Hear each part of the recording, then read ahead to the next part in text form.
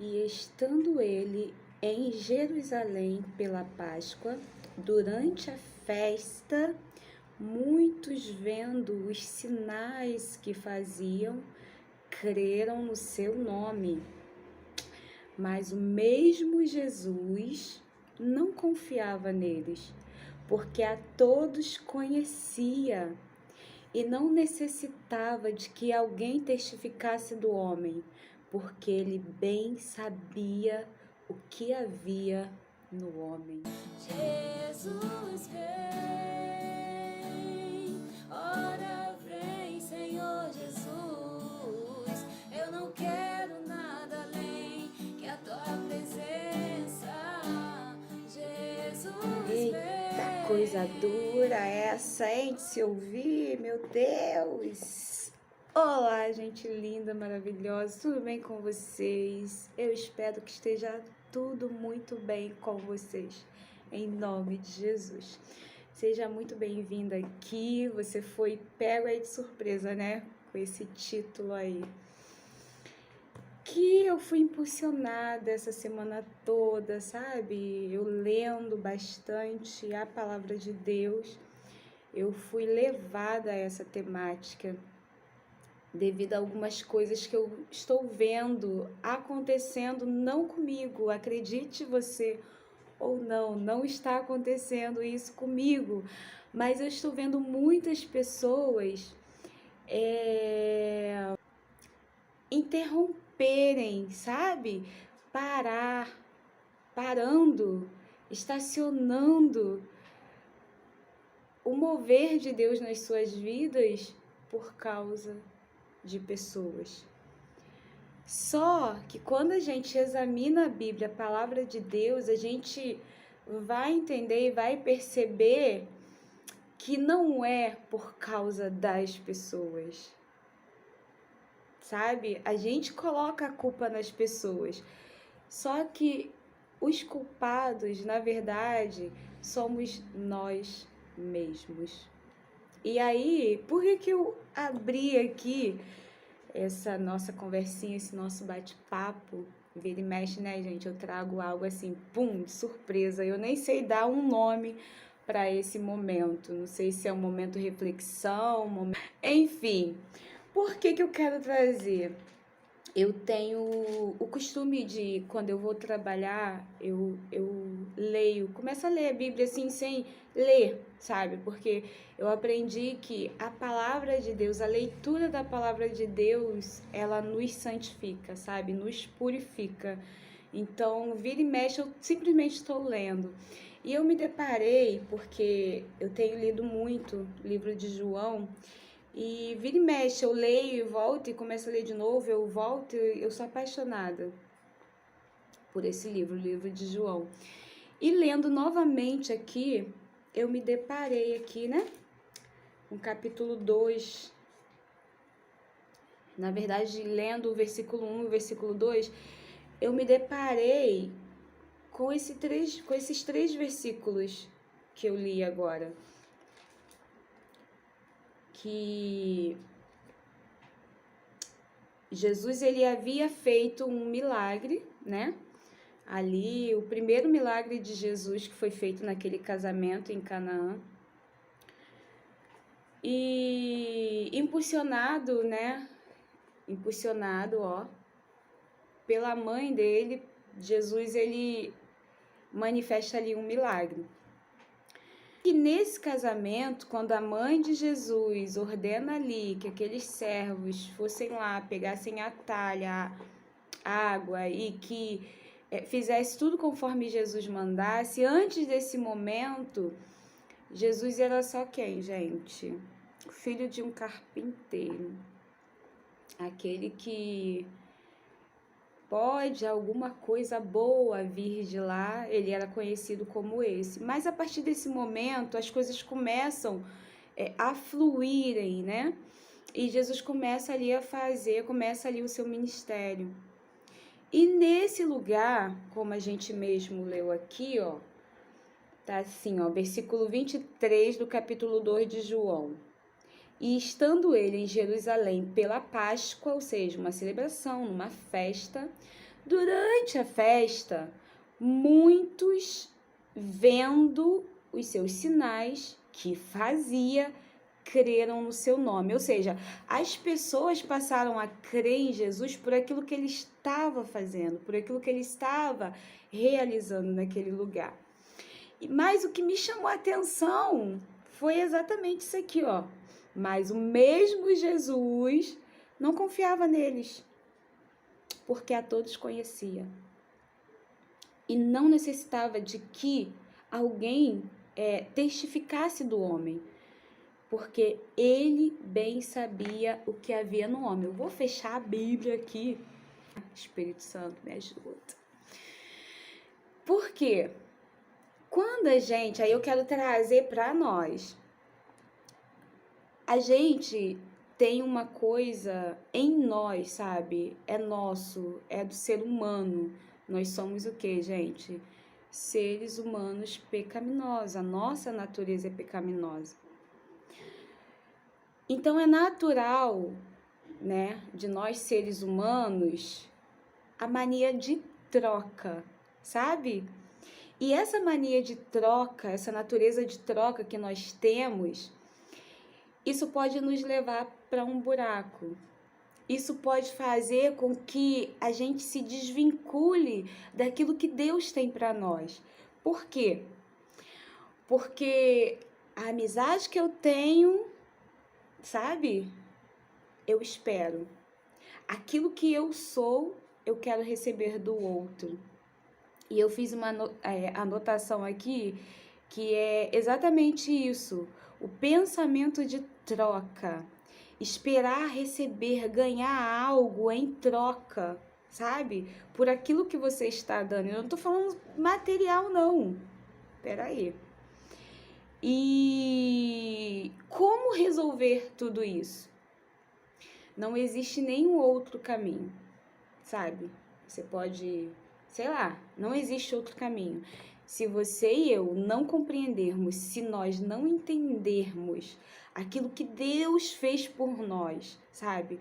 O Deus Todo-Poderoso, exaltado, supremo, que não necessitava de absolutamente mais nada. Se ele não olhasse para essa terra, se ele não articulasse todo um projeto que foi o extraordinário de Deus, sabe? Que ninguém nunca vai fazer por você, por mim, pela humanidade. Ninguém nunca, jamais vai ter pensamento tal como o de Deus, que foi o de simplesmente abrir mão daquilo que ele tinha de mais precioso, simplesmente para resgatar a humanidade, simplesmente para ter, sabe, um acesso de relacionamento direto, de amor, puro amor, amor incondicional.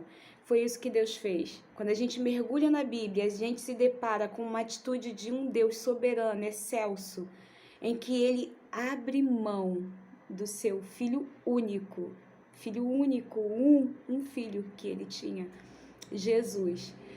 E aí esse filho vem para essa terra imunda, sórdida, de nós, seres humanos, para se entregar, para se dar por nós.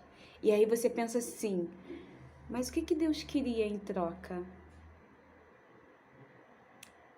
Nada. Absolutamente nada. Ele simplesmente deu o seu filho amado, seu filho único, por nós.